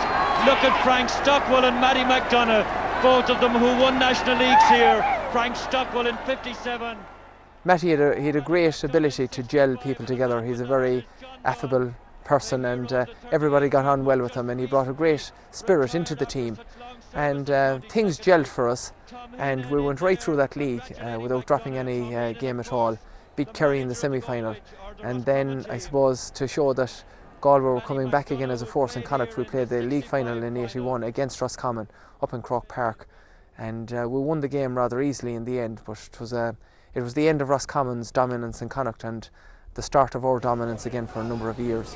A cardja Gael Galer, Tomajig Fanocht, Fana Blianta, Kun Curran, Nashunta, Cororashing Aliv, and Ish, So things were starting to look really rosy, but like lots of favourites, the old championship beckons, and we went down to Mayo in Castlebar. We really went down to a fella called Willie Nally, who for the first 30 or 35 minutes, he just caught everything in midfield. I don't know where he went afterwards, but he did enough damage that day. 82, 83 and 84, then we put 3 Connacht titles in a row together with basically the same team.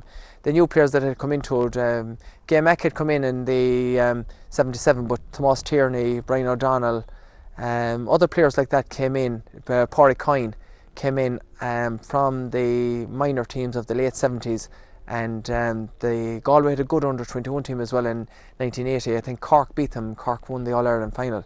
But we got a number of players out of that proved very beneficial to us during the 80s. And very nice passing movement there as coming down for the ball there, Barry Brennan into the centre now, and Valdelli takes a shot and he sends it over the bar. And this side to Jerry Carroll, who's coming up in one of his solos. Ball deflected into the centre there by Stephen Kenevi. Getting it down to Moss Tierney. Oh, a lovely bit of fielding there by Richie Lee. Richie's kick is high, and Richie's kick is good. This is Gay McManus, and coming to help him there on the far side and going up the field with Barry Brennan. Barry Brennan up now to Tom Naughton. Naughton in front of the goal. It's a goal! It's a goal for Galway! Tom Naughton, the scorer, a passing movement that had everything. Here it is again. The pass by Barry Brennan goes up to Tom Naughton. Naughton takes a shot and the score is Galway 1-4. Offaly 3 points and about 13 minutes gone. Back now to Brian Talty.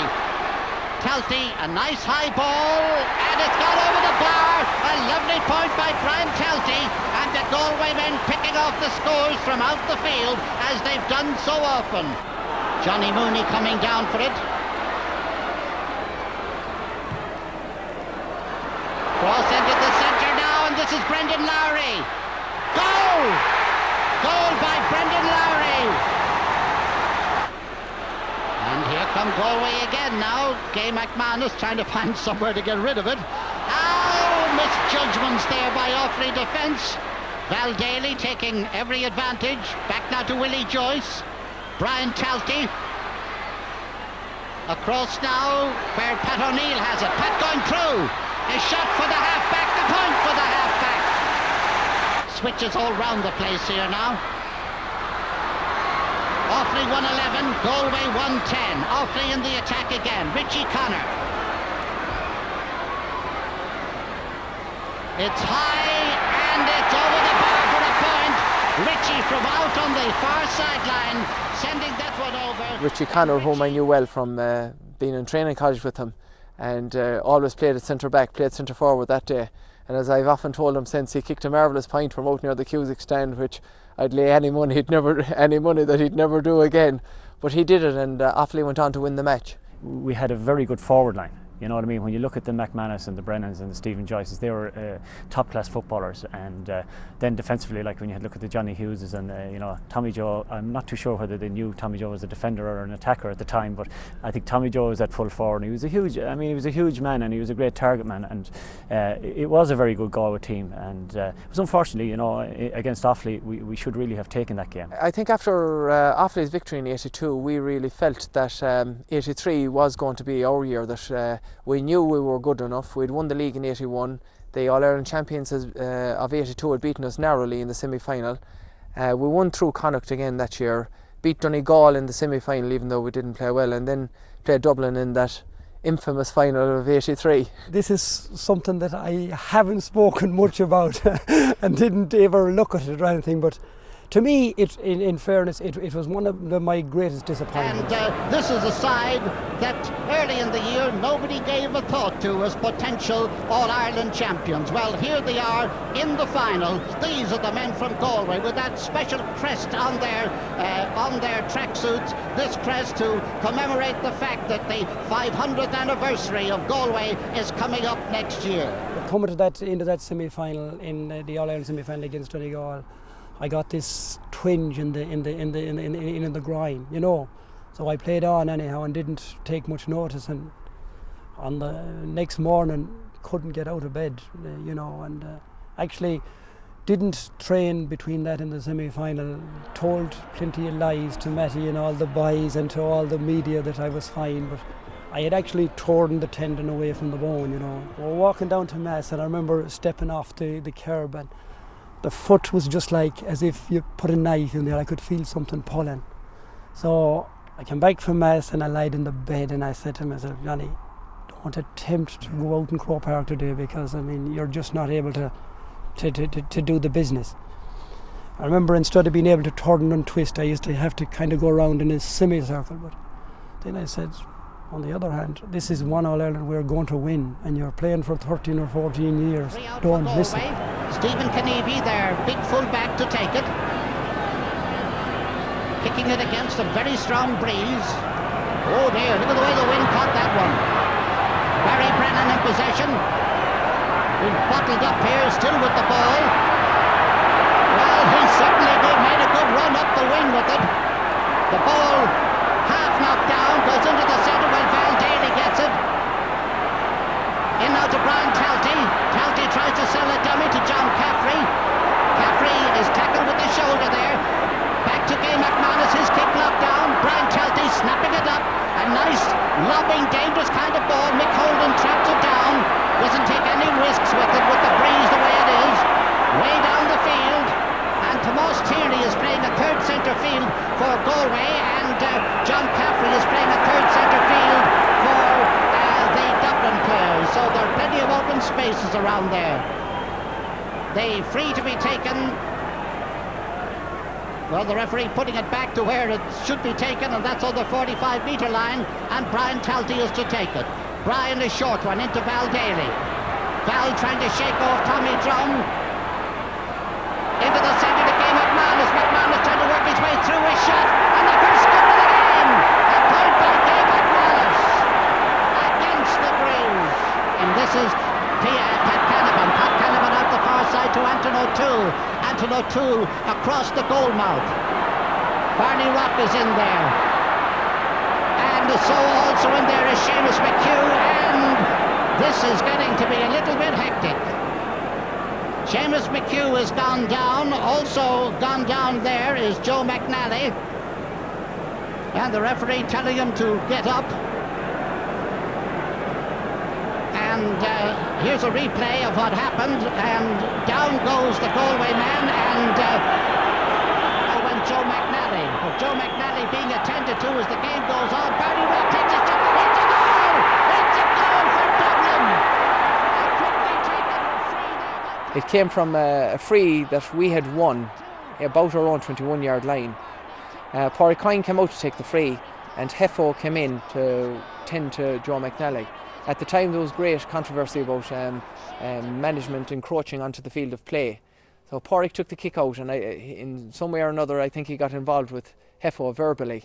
The ball went out over my head and Barney Rock caught it outside the 50-yard line.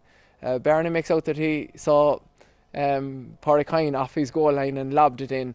At the time I thought it was a harmless kick that was going nowhere, but when I turned around I saw Pádraig scrambling to get back on the goal line, the ball hopping inside him and winding up in the net. Caught there by Richie Lee, up to Brian O'Donnell. Brian O'Donnell into Val Daly. Val now right through the far side of Gay McManus, going racing out after him. Jimmy Hargan after him. Gay McManus has got there, he's coming in through the centre now. There's nobody in front of him but John O'Leary and the goal posts. And the ball is still in play. It went off his boot, I don't know how it curled out, but it didn't go over the bar, maybe the wind, I don't know what happened, but it came right out. That was a most amazing thing. It looked as if it was going in towards the goal, and it wound up about 10 metres out from the goal, out near the sideline, and I don't think anybody touched it. Barry Brennan is to take this free for Galway on the 13-metre line.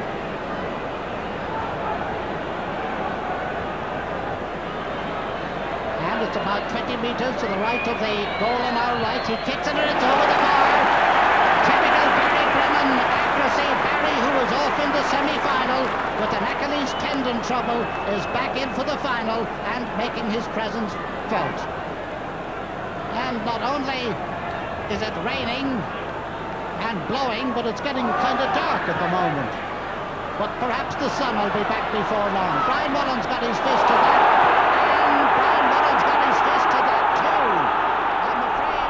Brian tells me that I pulled out of him, but I often say, like, at the size I wasn't going to pull out of a big man like him. But and he let back the elbow, and you know that happens in a game, you know. But it was unfortunate. It was unfortunate for Galway, and it was unfortunate for Brian. It was unfortunate for me as well that the thing happened, because it spoiled the All Ireland for both of us, I suppose, you know. But more so for Galway, because you know, I feel if we had 15 against 15 again, that we would have a better chance than the way it went. Like, people, I mean, I live in Dublin and people still slag you about the fact that you know, you had 2 extra men and they weren't used, and I feel if actually if we had prepared if we had a better style of football, in fact, we might have come on and won that game. And the hop completely mystifies the Dubliners. Ball comes down to Tomás Tierney, and Tomás, there is a right ruggy up down here in front of us, and I don't know what the referee is going to do, if he is going to speak to the linesman before he decides what he's going to do. And the referee is talking to Tomás Tierney and also to Ray Hazley. Wait now. The referee has sent the two of them off. Galway have now put Michael Brennan as a kind of a top of the right and a right half forward. And Barry Brennan is a kind of a centre field. I'm using this kind of because with players put off, there's a lot of gaps to be filled. John Caffrey, penalised. And now it looks as if somebody else is going off. Kieran Duff has apparently flattened somebody over there on the far, and he's been put off.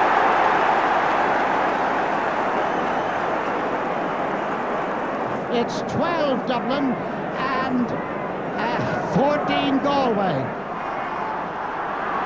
Ball in the centre of the field. Tommy's run, and this is Joe McNally, and that is a point for Dublin. And Joe McNally is horrified that he didn't send it into the net, but he did send it over the bar. You would have to admire the Dublin guys that were on the field for the last 20 minutes of that game. There was 12 of them, and they really played their heart out. Some of them gave the performance of their lives. Some of them didn't feature in a championship again, and yet played super football that day. You can't devise tactics for being down 2 men, really, and playing against a huge wind. You know, you just cannot. Looking back on the film of that, one gasps when one sees a Galway forward on his own, near goal, and, you know, ball in his hand. But you get days when you kick wides, you know, and you cannot account for it. Here comes Barney now. His kick, it's in, and it's over the bar. It looked as if it might be goal, deflected up over the bar, and Dublin now lead 1 goal and 8 points to Galway's 4 points, and here's the replay. It looked innocent as it went in. It could have been a mortaler. Instead it was a venial. 11-4 in favour of Dublin. And this is Brian O'Donnell. He's going right through. He sends it across. It's a goal. It's a goal. Yes, it's a goal. It's a goal. Stephen Joyce got it. Stephen Joyce has finished it into the net. And here it is. Coming out now. Coming in towards the centre. Tipped on, cuts across into the centre, and running onto the ball was Stephen Joyce, and now the score is, another look at it here now, and the Dublin defence pointed to Stephen Joyce, claiming that he was inside, but from where I'm sitting, he was running on into the ball. The score now 1-6 to 1-4 in favour of Dublin, and this, 1-8 to 1-4 I should say, now it's to 1-5, 1-8 to 1-5. That one is sent over the bar. 36 minutes gone in the second half. Dublin 1-10, Galway 1-8. And the kick is taken by Brian O'Donnell. This is Gay McManus. His kick is knocked down and deflected out for a 45. So Galway keep up the pressure. And we must be very, very near the final whistle now. Referee having a word with Marty Coleman to tell him that this is the final kick of the game. Joe McNally has heard him. He's dancing around. He must get a goal direct. In 76, maybe not so bad because it was my first. I was 19. I felt that I had a lot of years, which as it turned out I did have. But as they all slipped by, they were all hard. But definitely the lowest point was the final of 83. It was another bad year at the hands of Dublin for Galway. You know, that was unfortunately the last time Johnny donned the jersey. It actually took me a good 2.5 years, 3 years to recover from that. And I do look back now at times and, you know, I see all these guys that have All-Ireland medals and pockets of All-Ireland medals and, you know, the ones or two. And it saddens me at times, but then again that I look at it and say, I've had great innings, you know, I was one of the lucky ones that probably got the chance to play in All-Irelands and, you know, won a couple of All-Stars and, you know, won county championships and that type of thing. But at the end of the day, I'd trade it all for that one medal. My memories of it are not good, obviously. We were beaten when perhaps, or more than likely, we should have won the game. We didn't play well. The conditions were atrocious, if I can recall correctly. Nothing went right, and there's not much more to be said. I don't talk about it much, really, now, because there are no good memories from it. So that's it. We didn't deserve to win it the way we played. I think every player who ever played has some match that he doesn't want to think about. You know, every player, whether it's Dublin or Galway or Kerry or wherever he comes from, I think every player has that match in him that he doesn't want to think of when he lays down at night, and it's the one that will come to him more often than any others. And I think, unfortunately, Galway's experience in '83 is probably one of those matches for a lot of fellas. You know, and it's just it's like the recent match Kerry and Meath, like the Kerry fellas won't ever want to think or talk about that match. But there's no explaining it. It's just something that happens on the day, and that's it. Galway were near on a number of occasions. But to be honest about it, looking back, they lacked a few class footballers. They had people who could take on the mantle of leadership, but they didn't. I don't want to mention any names. I'll let you figure them out yourself. But like in a team really, whereas you want a few really good driving forces in the team, fellas that are fanatically interested, and they'll pull along other guys as well. Now Galway were close on a number of occasions, but I'd say the way that our team kind of were handled at the end didn't help things either. People knew about it, and that didn't help. But like, we had some terrible bad days in Croke Park. One of the worst was where the 12 were beaten by the 12 Apostles with 2 extra men. I mean to say, I left Croke Park that day, and honest to goodness tonight, I don't think I ever felt as bad in all my life. Did you despair for the future of Galway football at that point? Well, I remember I was driving home from the match with Enda Colleran, and there was silence for a long time. And I remember Colleran saying to me, "Jesus, Pat, this must be the worst day ever." And I said, "Well, right. I never saw anything like it, I'll tell you the truth." That was my last game. I was a sub on that particular day in '83. Again, it was a game I felt we should have won, you know, but should have, and not winning it's a big, huge difference, you know. So that was it. I decided at that time I had enough, and you know, retired from the game. And won 2 Connacht finals in '86 and '87. I suppose in a way we were fortunate to win '86 because for 67 minutes of that Connacht final it looked like Roscommon were going to win it. I can't remember the score, but all I know is that it was very, very low. But Stephen came on anyway, and within seconds he had the ball in the back of the net, and that was a great occasion because Roscommon were defending vigorously with 3 or 4 backs and of course Gay Sheeran. Matty Coleman, Mickey Brennan, inside to Brino, outside to Dandy Kelly, to Stephen Joyce.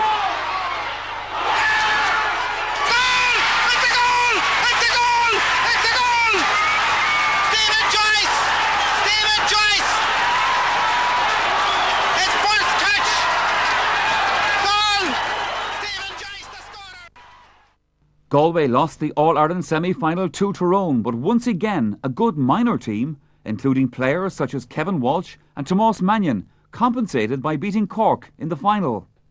After the '86 semi-final, Billy Joyce came in as manager, and it was basically the same team. We won the Connacht final. We beat Mayo in Castlebar in the Connacht final. Mayo had a good team that year, and They expected, I think, to take Connacht, but we beat them rather surprisingly for them, but not for us in the Connacht final, and we played Cork in the semi-final. And we felt in going into the semi-final that year that it might have been our year, because Cork had won in Munster and Meath had won in Leinster. We felt that if we got by Cork, that we had a great chance of beating Meath in the final. And there it is, the game is underway, a game in which Cork have been installed as popular favourites, but where Galway bring an awful lot of experience with them to Croke Park. And here's John Joyce trying to steal inside Tony Nation's defence, scoring opportunity, and Galway are in front after 15 seconds. John Fallon, and has he got the pace? Good solo run by Cleary, linking up with Hayes, the shot, oh, it's a goal! It caught a deflection, it's a goal for Cork. Paddy Hayes' opening score of this year's championship. He puts Cork into the lead for the first time in the game. Brian O'Donnell, Galway needing a couple of scores to give them a little bit of hope for the second half. Gay McManus, or Val Daly rather. Daly rifling, oh, it's a brilliant shot! That's precisely what they needed. Val Daly, watch this, for a bit of intuitive skill from Val Daly with the left boot, rifles it way up into the top corner. There was simply no stopping it. Tony Davis is the man who's putting in the tackle. Here's Brennan. Galway forwards inclined to wait rather than move when the forward is in position, but it's Brennan who picks it up beautifully on the return. That's one of the nicest points of the match so far. Here's Talty. Nice turn. Christy Ryan has come out the field as he did in the Munster final. John Joyce, Galway now putting on the pressure. Cork having to absorb. Val Daly, and once again there's just a point in it. Val Daly, the captain, to Jerry Burke. Towards Val Daly. One player to aim at inside if he decides to play it in, if he can. The forwards regroup now. Here's Gay McManus, punting it, looking for the equalising score. The sides are level. It's a very courageous fight back by Galway. Cork have certainly fallen to pieces in the second half. Galway have really carried the fight to them. Behind by 4 points at one stage, they never gave up. And now they're in an attacking position with Jerry Burke, 13 metres out, 3 minutes to go. Sides level. The next score or two will surely decide it. Here's John Fallon, the right corner back, way up there with the forwards. Will he get the lead score? He does! John Fallon, the former St. Charlotte's man. The fans ready to invade the pitch. Play continues. It's a brilliant catch by John O'Driscoll. Held up about 40. We were a point up against Cork, I think, when going into injury time, but Larry Tompkins kicked a marvellous free from about 55 yards out under the Hogan stand. Here he comes, his side a point behind. He's given it everything. Is it right? It is! The sides are level! And it went to a replay. Sadly for us, Cork won the replay rather easily. There's Jerry Burke, started the second half, full forward, and was playing on the half forward line. Corey Kelly. Is still attending to Gay McManus. Galway down to 14 players for the moment as Gay McManus Cork plays it in 7th Street and Joyce for Barry Brennan. Third time lucky, maybe, yes! It's no more than he deserved. A brilliant finish. Backed up nicely, and again loose marking, and Val Daly, of course, scored a goal from almost the same position. Billy organised that we train in Dublin, and it certainly revitalised my interest in the whole thing. Paddy Mulligan took over as training manager in Dublin, and we did some, to me, much more modern training. Brian Talty, for his sins, and Barry Brennan suggested to Billy Joyce in '87 that maybe I should take the Dublin-based Galway players for training and so on. And Brian, Barry Brennan, Gay Mack, and Michael Summers from Montbellew, a sub-goalkeeper. So that we got together out in the Bank of Ireland grounds in Clonskea, and Finian O'Shea, who was one of the people involved in Bank of Ireland, kindly got us a ground there, and got a few lads as well. So we got around 12 or 13 lads to help us train with Talty and Barry Brennan and Gay Mack. And it was very, very enjoyable for the 2 years, 87 and 88. We won the Connacht final, 87, beat Mayo, and then unfortunately got beaten by Cork in a replay in the semi-final. Larry Tompkins, the Terminator, ended up getting the equaliser that day. But It was a pity because we would have met Meath in the final, but Cork went on to meet Meath, and that was it from our point of view. But I certainly enjoyed it. My 2 years with Brian Talty, smashing lads, and Billy Joyce was a superb man to be working with, really good. It was played on the Sunday before Christmas. I don't know why, maybe the game had been called off earlier, but Christmas was at the end of that week. And as I said, there was an inch of snow on the ground and conditions under that were very mucky. Pat Spillane was sent in on Mike Judge that day. And you could have picked better spots on a day like that than in on Mike. But time and time again, balls came in and Mike came out with the ball. Pat was making out that Mike wasn't winning the ball fairly, but the referee wasn't seeing it that way. Eventually, with a few minutes to go, and we were leading, a ball went in. Again, as Micheál here would say, there was a schmozzle between Mike and Pat. Mike got the ball, Pat finished up on the ground, and Mike won a free out. Pat at this stage, he was at 10 on the Richter scale, and he got up, started complaining to the ref, moaning to the ref, and even shouting out at him. Mike went back in to take the free, and the free was to be taken from the spot where Pat was. So Mike gently moved Pat aside and turned around to him and told him that if he didn't stop complaining, Santa wouldn't come to him. During the next 8 years, Galway appeared in only one Connacht final in 1990, in which they were beaten by Roscommon. The Miners did win 5 Connacht titles in this period, but only reached one All-Ireland final in 1994, when they were well beaten by Kerry. However, the team contained a number of players who, earlier in the year, had starred in St. Jarlath's Hogan Cup win over St. Patrick's Maghera. Wiltige Michael, and Joe Pem the Lobby Dishi, Agus Sora Hishtig, and son, I get Porrick Joyce, Porrick, and the next thing of the hand, and at the end of a Lista, the Commissar, Porrick Joyce and Yellow Boy, Agus Curleen and Porrick Joyce, Agus Anish, Neil Own, Rockoli. It's particularly notable that St. Jarlath's won a Hogan Cup in every decade. I think that too was a wonderful record. It was a particularly brilliant team in the early 60s. The current president of St. Jarlath's, as we speak, Father Oliver Hughes, was himself a player then. But that team produced a brilliant Galway minor team, and you had Enda Colleran here, you had Seamus Layden, you had a brilliant footballer from Milltown called Tony Ryan, you had a brilliant Tuam footballer, Jerry Prendergast, and several others.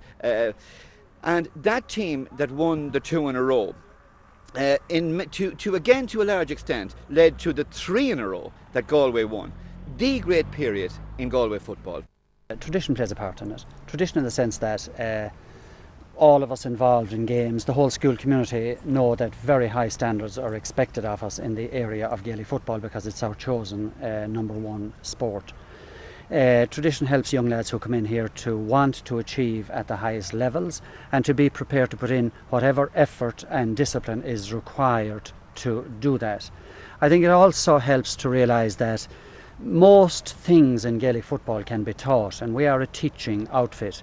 Now there are individual flares and skills that the likes of Michael Donlan has and that Porrick Joyce has and Declan Meehan that nobody can teach. They're personal. But that there are an awful lot of things like how to get a ball in Gaelic football, just how to get the ball, how to fetch a ball over your head, how to catch it in your chest, how to pick it off the ground, how to stop an opponent, block the ball down, take it off. In other words, how to get the ball for your team. Now the 94 team would rate very high in the great Jarlath's teams. And Tommy and Porrick Joyce, Declan and Tomas Meehan, Michael Donlan, John Divley, they were all on that team. Now, the day of the Hogan Cup final, when Jarlath's gave an exhibition against a fine Maghera team, the 2 outstanding performances that day were given by Declan Meehan and by Michael Donlan. So it's interesting that these guys were special then, just as they are now.